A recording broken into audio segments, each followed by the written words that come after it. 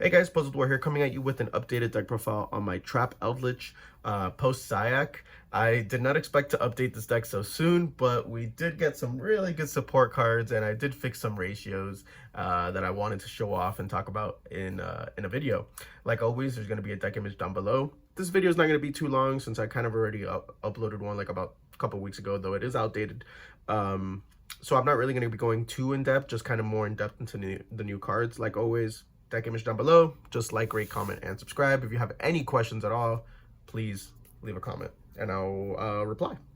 So for the monster count, we are running 3 Golden Lord himself. Fantastic card. Obviously, he's the main one that you're always going to be sitting on, essentially. He's the beatdown, you know. 3 Lava Golems. I mean, this card is fantastic. This card is great. This card is very much needed this format, with super heavy samurais dropping Barone plus Appaloosa. This card just takes care of it. You know, I believe Pearly. I haven't really played too much against Pearly post CYAC, but I don't know if they usually sit on 2 monsters or just 1. Regardless, not the end of the world. Lava Golem is still fantastic. And for the last of the monsters, we are running the new support card from CYAC, 3 Wannabe. Sheesh, this card is so good. Like in any general trap deck, this card is fantastic. So essentially what Wannabe says, it's a level 2 light insect, okay? What matters is that it's a light, okay? It states that during the end phase, you can send this card from your hand or field to the graveyard. It will always be in your hand, by the way. Excavate cards from the top of your deck equal to the number of your opponent's unused spell and trap card zones. You can set one of the excavated traps that you excavated, but send it to the graveyard at the end of the next turn. And then you can place any card, all the cards that you revealed at the bottom in any order. So essentially, this is a pot of prosperity for us, except we don't really have to pay the cost, except of, you know, ditching it to the graveyard. This card is so good. So what I really like about Eldlich Sun, this format, is the fact that so many cards are in the meta right now don't affect this deck. Meaning, Droll and Lockbird, this deck is not affected by it. Ash still obviously sees play. It does hit Sanguine, but it's not the end of the world. You know, like Nibiru and you know, Imperm, right? So like those things don't hurt this deck at all. What Wannabe does is that it sets up your board. The only cards you really want to, oh, but you're probably asking, hey, Puzzled, like, oh, you know, you're running X amount of traps. What exactly am I going to be looking for? So what you're going to be looking for are your Sanguines and your Golden Lands, right? Your Conquistador and your Haquero. Because even if you don't activate those cards, it does get sent to the graveyard at the end of the turn, at the end of the next end phase, which doesn't matter because you get to banish them from the graveyard to set a card from the deck. So this is just pure engine. I love this card. This card's fantastic. That's it for the monsters. I'm only running 9. The 3 Golden Lord, the 3 Lava Golem, and the 3 Wannabe. And like I said, please keep in mind, it is a light. So it means you can get it back with Lina, the Light Charmer. Or Hip Hoption. I don't know. I've never knew how to pronounce that. Whatever. For the spells, we are running 3 Pot of Extravagance. Still, this doesn't change. Pot of Extrav is really good, especially in trap-based decks. Again, seeing 2 random cards in a trap deck is way better than just seeing 1 off of Prosperity, or digging for 1 off of Prosperity, because it's increasing your stun aspect, and obviously the extra deck does not matter for Eldlich. I'm not running any Dogmatica cards. I was for a time, I was running Dogmatica Punishment, but I ended up, I hated the moments that I would banish the targets that I needed, like Elder Entity, or, you know, Pegasus or whatever. I would end up banishing them off of Prosperity. I was like, you know what? I'm not even going to have this card in my deck. So I ended up just taking them out. Simple as that. And for the last of the spells, I am running the 1 Cursed Eldland. Just 1. So in my last profile, I was running 2.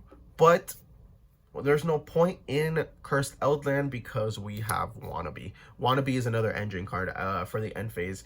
Oh, by the way, Wannabe can be activated during either player's end phase. So turn one, you decide to go second. I run Eldlich like a going second build. As you guys can see, I am running Lava Golems. I also do run evenly matches in the main, because in the end of the day, you're just going to be setting 5 and passing. So what's the difference between doing that turn 1 and doing that turn 2? I'd rather just break your board, give you a Lava Golem, and then flip goes in match or something like that, and you can't have anything except Lava Golem on the board, right? It adds more to the Sun aspect. Going back to the Cursed Eldland, I don't like this card because it clogs up a back row. It makes you pay life points where you're probably already going to be taking some life points anyway. So this card is whatever. You want to see it some like on your opening hand, if anything, if you don't draw engine, but regardless, this card is kind of just sucks. Wannabe just does just what Curse Eldland does, just way better. Half the time I usually just pay the 8 to search my Golden Lord to kind of have it in hand so I can use the hand effect. And that's essentially it. I'm not running any of the other Eldlich's spells, which I was running in my previous build, but I ended up finding them to be kind of a little too situational, a little bit too slow. The only one that I liked was the quick play spell one, which lets you reborn a Golden Lord either from the graveyard or special summon one from the hand. Because there are still some Bystials, but I don't know. I am running 3 Golden Lords, so I don't really much care. Maybe if maybe if something like DD Crow comes back in, maybe I can see it running at 1, but still, I just found like the spells to be really slow and janky. You want everything in your deck to kind of do something, right? Especially in a deck that doesn't net that much advantage, or that nets advantage but very slowly. So for the traps, we're running 3 Conquistadors. I mean, of course, right? 3 Conquistadors. It's the pop. 2 Hakuro, the banish. This is pretty good, I guess. I guess Pearly, I think.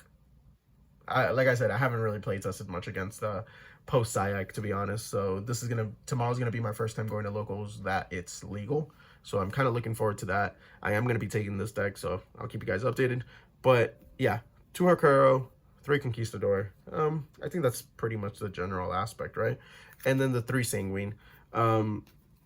Usually during the end phase, ideally you want to pitch it if your opponent doesn't have set any back row or anything like that, or if he sets some back row, maybe he sets 2, you still get to mill 3 off the top. You kind of want to look for one of these traps, right? Because if any of these get sent to the graveyard at the end of the next turn, it doesn't really matter because you get to banish it, search a Sanguine. If you set a Sanguine, you can activate the Sanguine and then, just kind of make your plays from there, right? So that's it for the Golden Lord, I guess, package, whatever.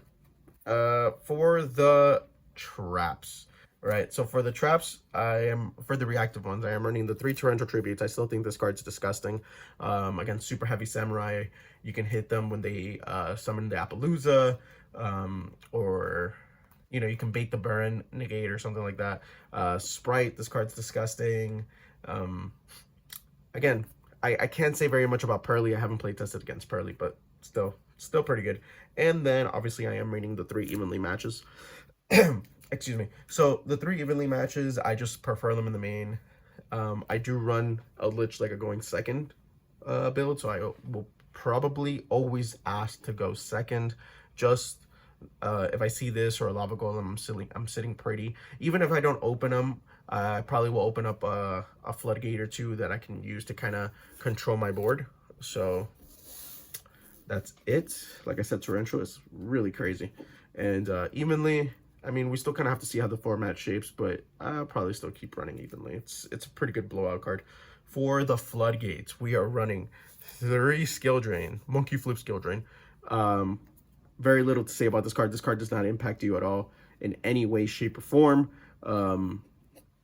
Yeah, it's honestly a win card, to be honest. I am running 3 Rivalry. This is, I believe, I don't think I was running it in my last profile, but 3 Rivalry is actually really good this format because of Super Heavy Samurai. They can't really do a lot of extra play shenanigans. Like they can't go into Barone, they can't go into Appaloosa, etc., etc.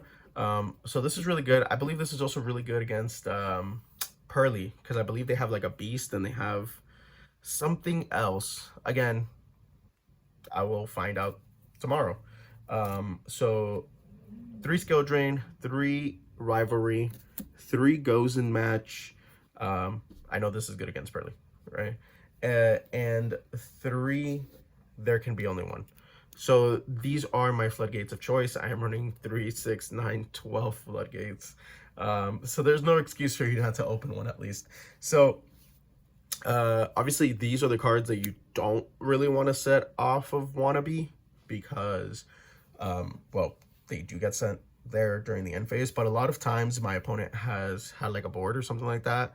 Like let's just say they've had an Appaloosa and something else, right? And if I don't draw any of my Eldlich traps, or I already have them in hand, I can set a goes in match or something, activate the goes in match. They have to choose, and it just makes the board a lot easier to deal with, because I can just send it with Golden Lord, whatever they have left.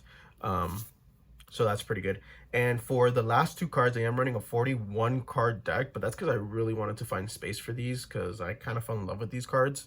2 Apophis of the Swamp Deity. Number 1, what type of name is Apophis? That is such a sick name. Oh my god, I love this card. This card is really, really good. Besides the fact that it's a continuous trap, essentially during the main phase, you can special summon this, and it does special summon out as an Earth reptile, 2000 attack, 2200 defense, and then essentially it states that once this card's activated, you can negate the effects of face-up cards on the field that your opponent controls, up to the number of continuous trap cards you control. I apologize there. I don't know what happened to me.